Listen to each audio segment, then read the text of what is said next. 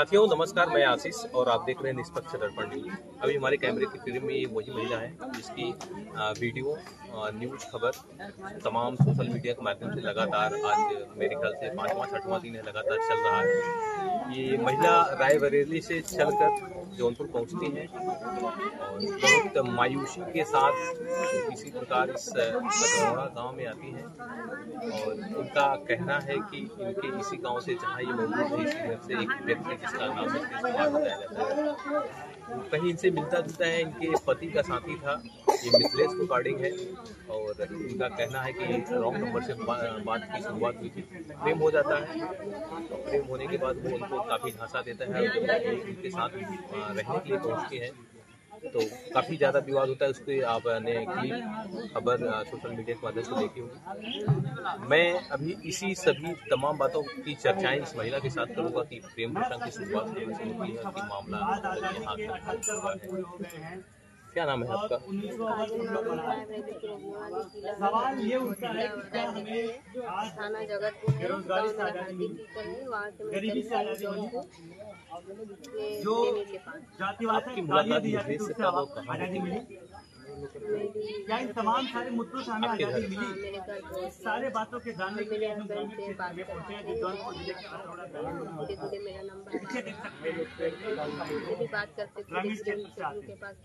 सारे लोग अम्बेडकर वाली हैं, उनसे बात करेंगे और मजाक करने तो पूरा हो गया आजादी के, लेकिन उसके बीच में आजादी गरीबी से, बेरोजगारी से, महंगाई से, जातिवाद गालियां। लेकिन मिथलेश का कहना है कि हमारी जो है मुलाकात इनसे किसी शहर में शायद मुंबई या गुजरात में हुई थी जहां आपका पति पहले पति जो था उससे उसकी दोस्ती थी और वो दोनों एक साथ काम करते थे। लेकिन मुलाकात होती है मतलब कि जहाँ वो काम करते थे आपके पति या फिर फोन से ही होती है? फोन से होती है। मतलब पहले फोन से बात होती है, इसके बाद फिर आपके घर मुलाकात होती है।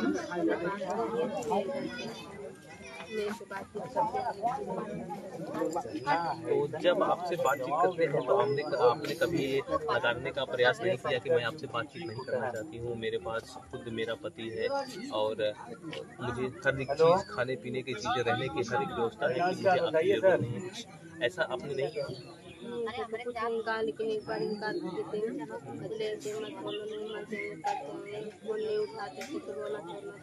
क्या मिथलेश का? हाँ, एक बार मैं खोला था, 50 बार खोला था, एक बार बस खोला था, नहीं उठाते थे तो गाली जिनके आपने अपने पति से नहीं बताया? नहीं, जब जानकारी हो गया तो फिर हमारा सिम और मोबाइल को छोड़ दिया। हम नीचे करे के ऊपर कर दिया। जब उनको बाहर जाना मोबाइल और हर एक चीज़ के विश्वास करना सब कुछ की हमारे साथ हमारे पति, लेकिन लास्ट में जब उनको बीमारी आ गई बता नहीं। किस चीज़ की बीमारी थी?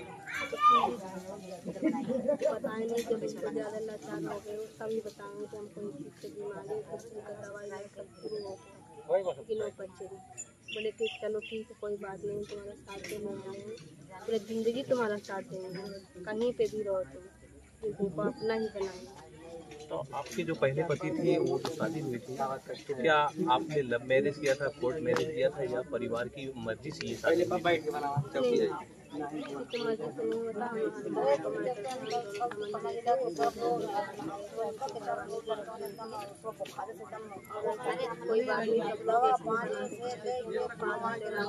उनके परिवार वालों ने विरोध नहीं किया? कुछ भी नहीं किया, धीरे धीरे बात बोलने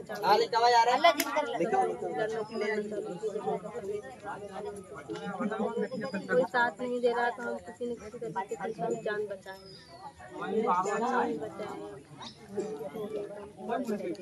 बोले कि कोई बात नहीं, दो बच्चे चलो उनको लेते अंदर खाइए। तो आप उनको लेके तब उस समय बाहर शहर चली जाती है? शहर में नहीं जाते, यहीं पे आते हैं।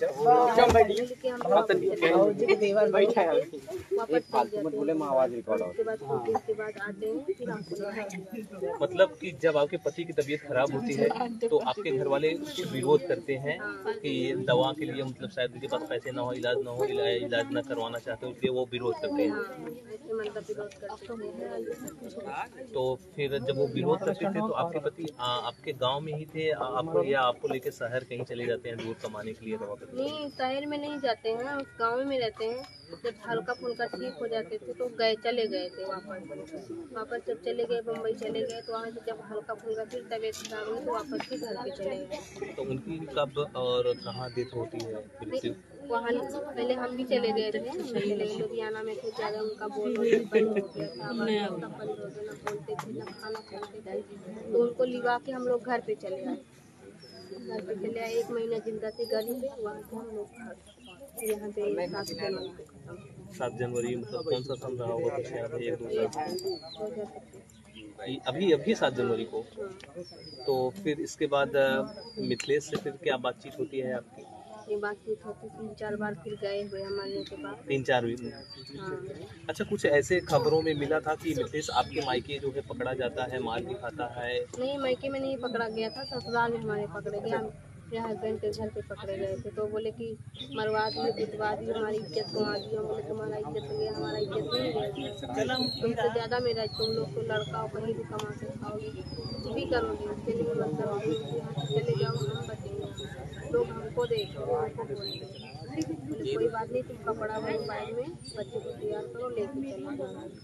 कुछ ऐसी भी खबरें निकल कर आती हैं आपके द्वारा, कहा जाता है कि मिथिलेश की बीवी जो है वो मिथिलेश की भाभी बन के आपसे बात करती है, आपसे पैसा भी लेती है? हाँ, अच्छी बात है। तो वो भाभी बनी थी, वो देवर बना था, वो भी बोलता था कि मेरी भाभी है, ये भी बोलती थी। तो उस वक्त आप कहाँ थे जैसे भाभी? मैं अपने घर पे। तो पैसा जो दी थी आप कहाँ से दी थी, वो पैसा आप कहाँ से लाती थी? मेरा गहना में गहना, आपका गहना जो है बिचवा के पैसा ले लिया था? मेरा गहना बिचवा के बोला अपनी जैसे बेचना है तो बेच दीजिए, नहीं गहना रखना है तो रख दीजिए। अच्छा, जब आप मिथिलेश के साथ अपने ससुराल में पकड़ी जाती हैं तो आपके वहाँ ससुराल वाले कुछ विरोध नहीं करते, कुछ आपका कहते नहीं कि हम मेरे यहाँ से चली जाओ और तुम्हारा पति भी अब नहीं है? वो सब कुछ बोलती है, तो लिखा पढ़ी हो गया। तो वहाँ से फिर आप कहाँ जाती हैं? वहाँ से सीधे मैं डायरेक्ट यहीं से चली गई। अच्छा, यहाँ आती है मायके अपने? मायके गए थे हम, लेकिन मम्मी पापा भैया मम्मी सब विरोध कर रहे थे कि मतलब ऐसे काम क्यों, ना कोई वहाँ पे बोलता था ना कोई चाहता, खाली मम्मी बोलती थी। मम्मी भी भैया के घर में चलती थी, अब पापा नहीं थे घर पे, वो भी झापड़ मारा मुँह बंद। जब आपके मायके वाले आपका सपोर्ट नहीं करते तो आप डायरेक्ट जो है वो अपने पति के यहाँ, पहले पति के यहाँ से फिर मिथिलेश के यहाँ आ पाते हैं? वहाँ से हम मायके से ही चले आते हैं। वहाँ पे बता दिए थे कि हमारा कोई फ़ोन और कोई नंबर से कॉल हमारे पास मत करना, ना हम यहाँ पे आएंगे ना हमको मतलब कॉल करना, आप लोग घर पे हो, आप लोग घर ही पे रहना, हमारा पीछा मत करना, हम जहाँ पे जा रहे हैं मर जाएंगे कर जाएंगे, हम लोगों को कोई मतलब नहीं। तो आते वक्त मिथिलेश से बात हुई थी क्या कि मैं आपके यहाँ आ रही हूँ, रहने के लिए आ रहा हूँ, आप साथ रहेंगे? हाँ, बात हुआ था। तो मिथिलेश ने क्या बोला? मिथिलेश ने बोला आओ, हम घर ही पे हैं, साहेबगंज में हैं, वहीं पे हमको मिलो। जब हम वहाँ पे पहुँचे तो मिथिलेश घर पे भी बना गया,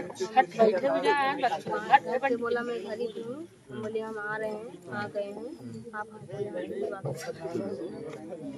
तो उसके बाद धीरे धीरे जब यहाँ पे पहुँचे रात हो गई 6:30 बजे, उसके बाद थाने पे पहुँचे, वहाँ पे एप्लीकेशन लिखवा के वहाँ पे दिए के बाद बहुत देर तक अंदर में बैठे थे। जब रात हो गया तो हमको बाहर निकलवा के बैठा दिया। कितने तारीख को आप यहाँ आई थी? 10 तारीख को। 10 तारीख को कितने बजे यहाँ आती हैं?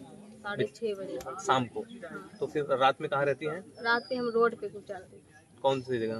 कुछ मार्केट आसपास? मार्केट वार्केट कुछ नहीं था वहाँ पे, थाने के सामने में एक रात गुजारे हैं। और भी ऐसे मतलब 6:30 बजे आप घर आती हैं कि डायरेक्ट थाने जाती हैं? थाने पे गए थे, जब ये उनका फोन स्विच ऑफ हुआ, एप्लीकेशन लिखवाए वहाँ पे दिए। कहीं ना कहीं आपको शक हो गया था कि मुझे जो है छला जा रहा है मिथिलेश के द्वारा? उसके बाद में सब पता चल रहा था धीरे धीरे, मतलब हम कुछ बोले नहीं कि अभी मामला सॉल्व हो जाएगा, अपना लेगा, ये कर लेगा, वो कर, लेकिन वो कभी न कभी अपनाएगा हमको। आपको मतलब अपनी जो है जो मोहब्बत हुई उस पर पूरा यकीन है कि कहीं ना कहीं मिथिलेश आपको अपनाएगा जरूर?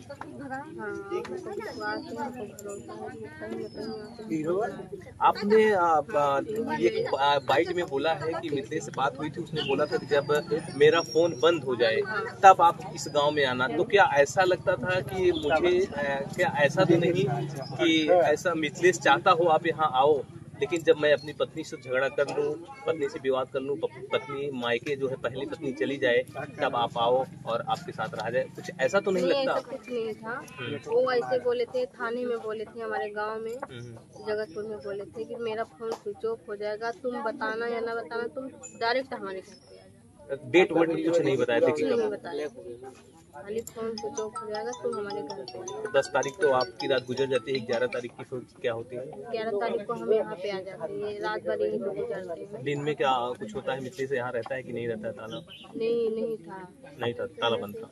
हाँ, ताला बंद। तो फिर खाना पीना कुछ हुआ 11 को कहीं? हाँ, गाँव वाले खिलाए थे, तो सोने के लिए भी दिए थे। 11 तारीख को रात भी यहीं गुजरती है? हाँ, रात भी यहीं पे गुजरती है। 12 तारीख को मतलब वो लोग आते हैं, वो लोग जब आते हैं तो मारा मारी करते हैं, गाली भी देते हैं, कुछ करते हैं। उसके बाद में हमको होश ही नहीं था, हम गिर गए थे। तो उतना उसके आगे तो खबरी हमने चलाई है, उसको देखे हैं आप, मिसले उसको पुलिस आगे से वो सराय ख्वाजा पुलिस ले जाती है, वहाँ जाती है, तो वहाँ जाने के बाद क्या होता है? वहाँ पे मेरा कोई सपोर्ट नहीं होता है, वहाँ से हमको भेज दिया जाता है, धक्का मार के ऑटो में बैठा दिया जाता है। जहाँ पे 20 रुपये किराया जाता है, वहाँ पे 200 रुपये दिया जाता है, कोई हमको भगवा दिया जाता है। कहाँ तक के लिए किराया दिया जाता है? छोड़ने के लिए कहा जाता है? जौनपुर के लिए, वहाँ से मतलब बस। ये धक्का कौन मारता है और ऑटो का किराया कौन देता है?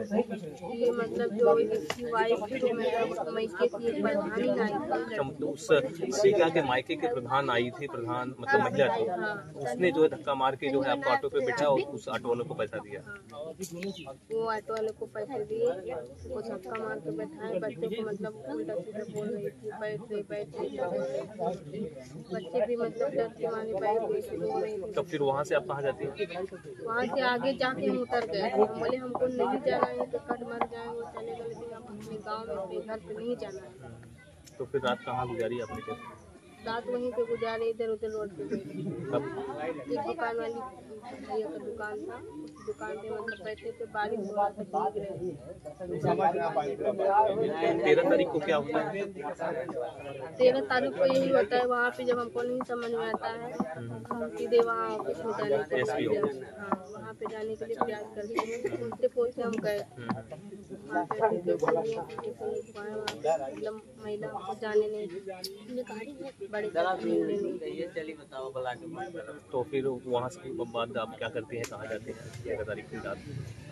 फिर भी रोड पे गुजारे थे, बारिश हो रहा था, पूरा भीग गए थे, बच्चे भी बीमार हो गए, हम भी बीमार हो गए।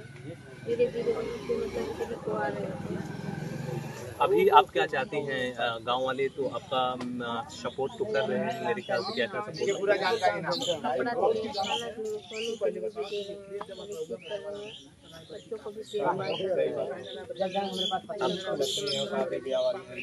अभी आप क्या चाहती हैं? मिसेज के साथ ही रहना चाहती हैं? वो अपना आएगा तो साथ में रहेंगे, लेकिन वो गलत करेगा, गलत बोलेगा।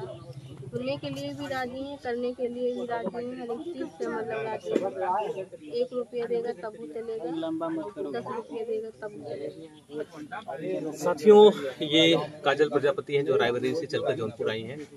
इन्होंने अपने आप पर बीती सभी कहानियां शुरू से लेकर अब तक के लिए बताई हैं। आपकी राय इस महिला पे और उस मिथलेश पे क्या है? अपनी राय कमेंट बॉक्स में जरूर दीजिएगा। मिलते हैं फिर किसी अन्य खबरों के साथ, तब तक के लिए जय हिंद, जय भारत।